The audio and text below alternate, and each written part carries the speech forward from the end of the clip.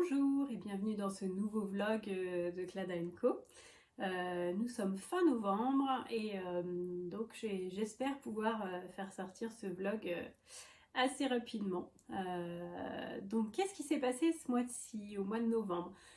Donc je vais vous faire comme le mois dernier, un petit peu un récap de ce qui s'est passé sur Clada & Co.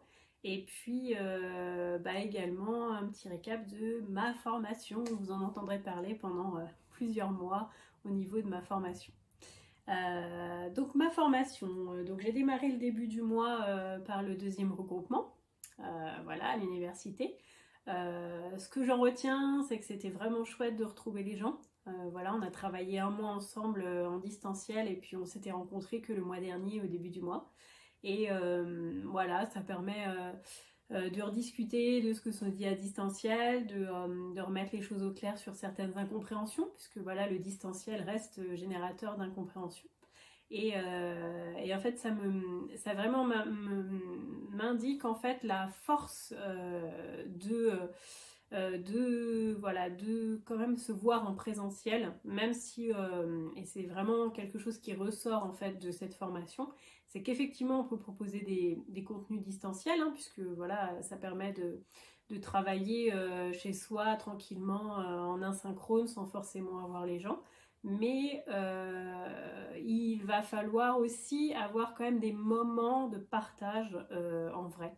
Et c'est vrai que la crise sanitaire nous a rappelé bien ça, c'est que on est quand même les êtres humains, c'est ce qu'on appelle, on est des êtres grégaires, c'est-à-dire qu'on a besoin des autres, on a besoin des interactions sociales.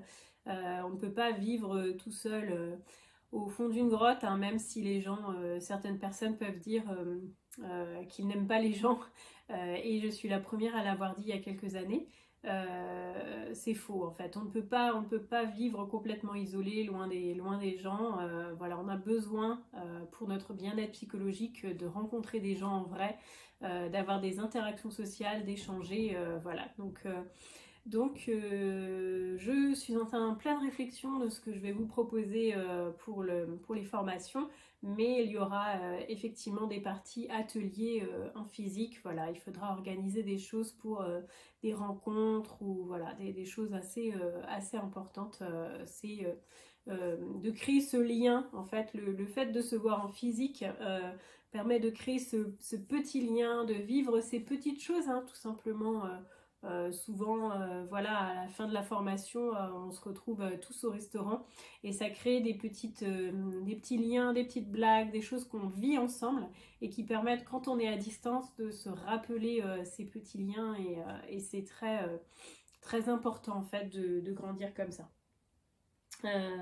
Donc outre ce plaisir voilà, de retrouver les gens, on a engagé des nouveaux livrables avec des nouvelles matières.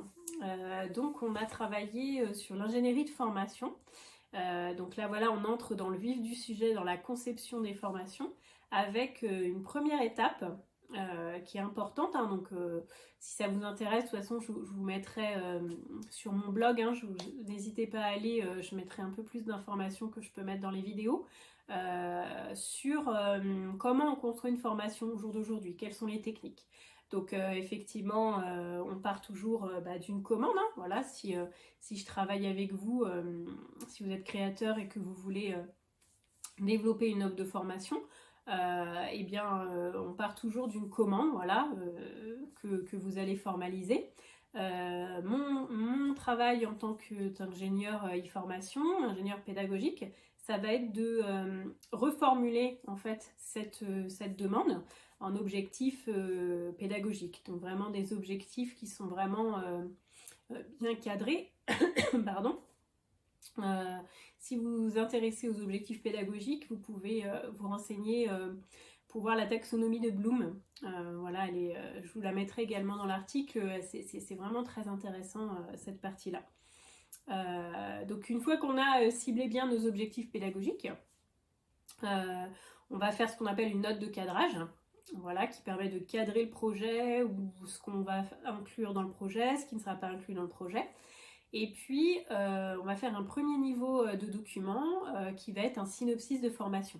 C'est-à-dire que je vais définir un petit peu, raconter l'histoire l'histoire de la formation, l'histoire que l'apprenant va vivre en fait en suivant cette formation-là. Donc voilà, on va raconter un peu cette histoire-là sous forme de synopsis. Et c'est ce synopsis-là voilà, que je vous fournirai et qui sera validé, à modifier, voilà, s'il y a des choses qui ne sont pas, que vous ne trouvez pas cohérentes dans l'histoire qu'on raconte. Et puis, si les objectifs, voilà, vous voyez d'autres objectifs à rajouter. Et une fois qu'on a cadré ça, effectivement, on partira plus sur des documents qui serviront après pour vraiment la conception, la vraie conception de formation. Donc ce synopsis-là, donc on va s'y frotter, on s'y est frotté ce mois-ci du coup. On l'a rendu il y a quelques jours en fait, donc on a passé tout le mois dessus. Donc on est parti voilà, d'une formation qui était commandée sur une partie sensibilisation à l'écologie dans une entreprise de transport en l'occurrence, et puis c'était de proposer voilà, quelque chose d'innovant, quelque chose d'original en fait pour ce module de formation. Donc vous voyez, au niveau du temps, on a passé pas mal de temps dessus, et ce module-là ne devait avoir qu'une durée de 12 minutes. Donc c'est voilà, même un module d'une dizaine de minutes prend pas mal de temps voilà, pour le travailler. Donc en tout cas, c'était vraiment super intéressant.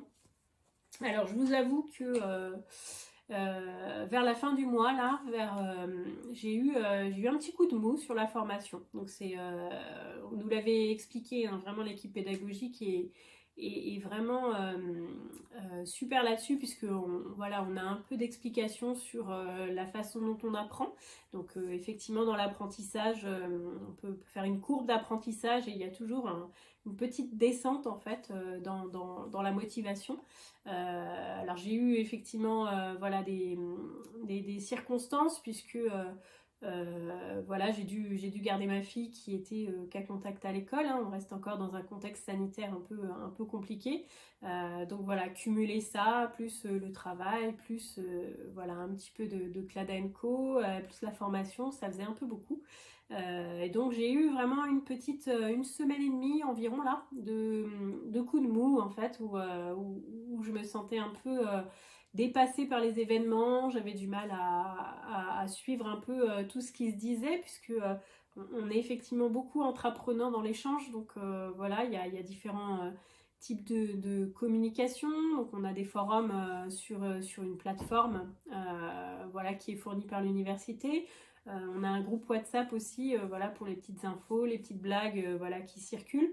Et j'ai eu vraiment beaucoup de mal en fait à suivre un peu tout ce qui se disait. Donc en plus de l'ingénierie, on a démarré l'anglais aussi. Donc je vous avoue que c'est pas une matière qui n'est pas ma matière favorite, puisque j'ai vraiment du mal à parler à l'oral en anglais, même si je comprends voilà, ce qui est écrit.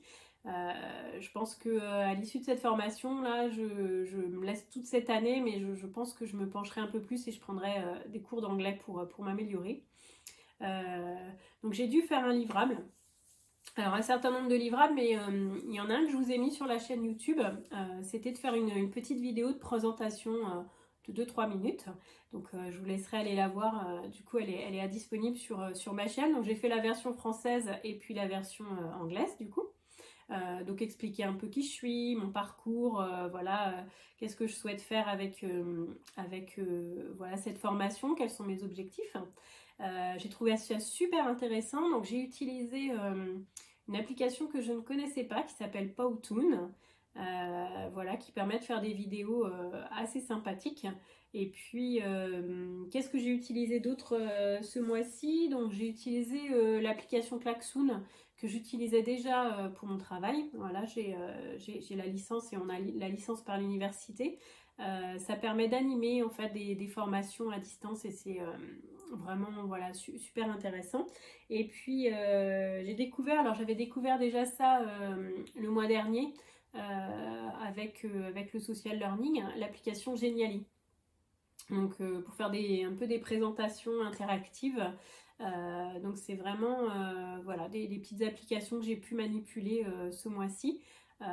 Donc toujours avec du Teams, voilà, je pense qu'on a tous gardé un peu l'habitude en fait de créer des équipes Teams voilà, sur les différents sujets, sur les différentes UE.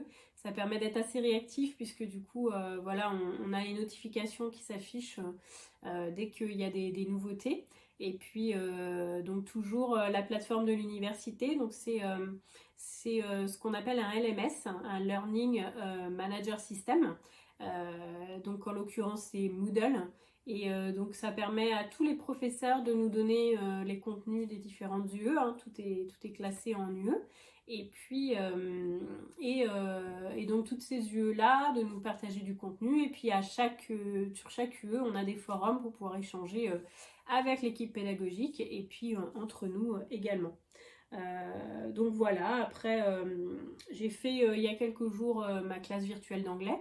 Donc ça a été un peu compliqué, voilà, je suis pas hyper à l'aise à discuter à l'oral. Je vois que c'est un gros point qui m'handicape et il va falloir que je développe en fait cette compétence-là. Mais en fait tous les sujets en fait qu'elle donne en anglais, puisque du coup ce n'est pas un cours d'anglais que j'ai par le master, mais c'est du contenu en anglais. Donc effectivement quand en tant qu'ingénieur e-formation, hein, à l'issue de ça, je vais pas me cantonner à toute la littérature qu'on peut avoir en français. Il va falloir effectivement que j'aille chercher des contenus qui sont voilà, aussi bien en français qu'en anglais, puisqu'il y a pas mal de choses qui existent. C'est vrai que la e-formation est très développée au Canada et il y a pas mal de littérature qui existe donc en anglais. Et voilà, c'est par là où il va falloir que j'aille chercher des choses pour développer l'offre qui sera disponible sur CLADA. Et donc tout ce contenu en anglais est vraiment super intéressant. Et donc notamment, voilà, moi je vais travailler donc à partir de ce mois-ci et puis tout ça jusqu'à février. Je vais travailler dans un groupe, cette fois-ci que de 3 personnes, sur le serious game et la gamification. Donc c'est un sujet vraiment sympa, parce que notamment en plus dans mon groupe de 3, j'ai quelqu'un qui travaille déjà sur les serious games et la gamification dans son entreprise. Donc je pense que voilà, je vais vraiment essayer d'acquérir pas mal de connaissances et de compétences sur ce sujet-là. Et puis on va démarrer également ce mois-ci tout ce qui est usage de Storyline. Donc le logiciel Storyline, ça va permettre de créer des contenus interactifs pour voilà, développer les formations, les e-learning. C'est une application qui est très utilisée et donc j'ai commencé à regarder quelques tutos. J'ai fait une première petite activité sur ce logiciel-là. Donc si ça vous intéresse, je vous mettrai tous les liens, toutes les explications sous la vidéo. Et puis comme je vous dis, je vais essayer de détailler un peu ça dans mon article sur le blog. Donc voilà, donc je vous dis à plus tard et puis je vais vous faire des petites vidéos voilà, de mes promenades, de mes balades, de ce qui se passe ce mois-ci sur CLADA & Co et sur l'atelier. Merci à vous, à bientôt!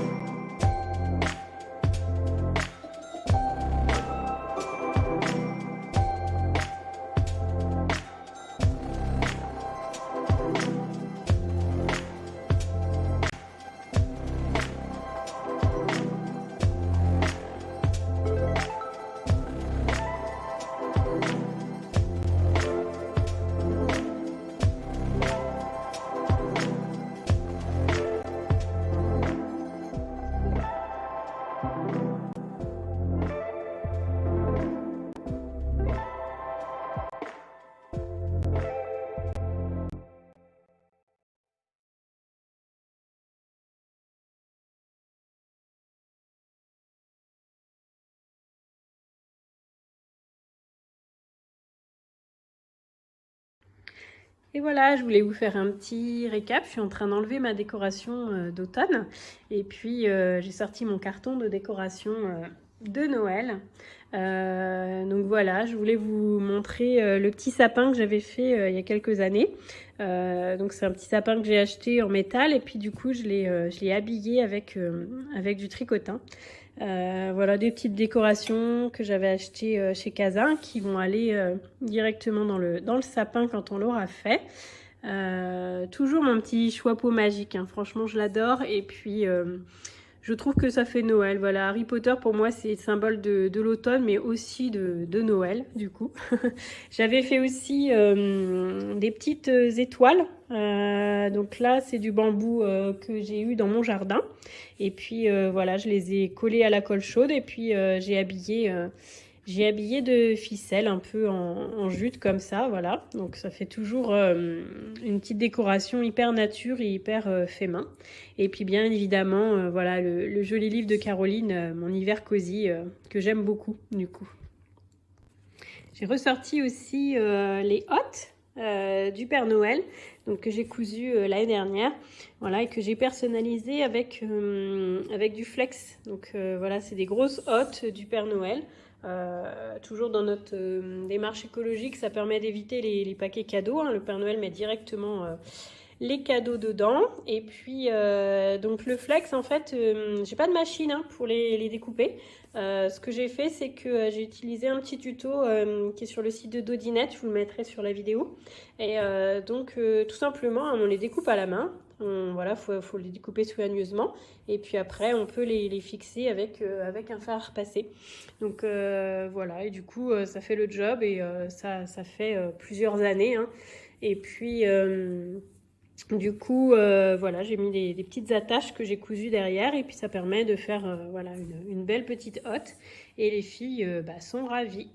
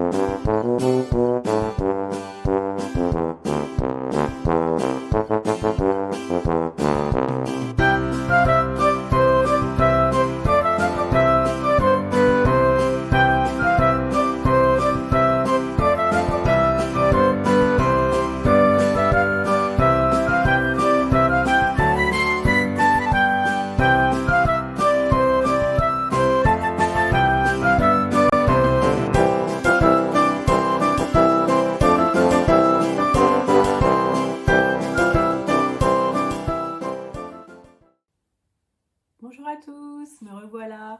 Alors, je voulais vous présenter aujourd'hui une petite commande que j'ai reçue. Je suis ravie de l'avoir reçue. En plus, je l'ai eu parmi les premières en fait. C'est le livre Mon hiver cosy de Caro Froimoundland. Donc je suis vraiment contente, il est hyper qualitatif, les images sont super belles et voilà, c'est chouette ce mois-ci. Voilà, là on est fin novembre et on va pas tarder à faire du coup notre sapin de Noël. Du coup, voilà, ça permet de laisser doucement partir l'automne et puis d'arriver en hiver et puis de faire arriver Noël. Du coup, voilà, il y a vraiment des sublimes illustrations. Enfin voilà, je vous conseille vraiment d'aller voir sa boutique, hein, je vous mettrai le lien dessous. Et puis voilà, bien évidemment, il y a les petites douceurs qu'on fait à Noël.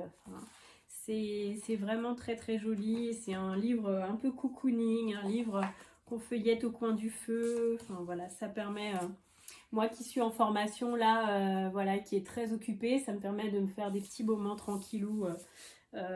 Et j'aime beaucoup ça. En tout cas, merci Caroline, c'est super, vraiment j'adore ton travail.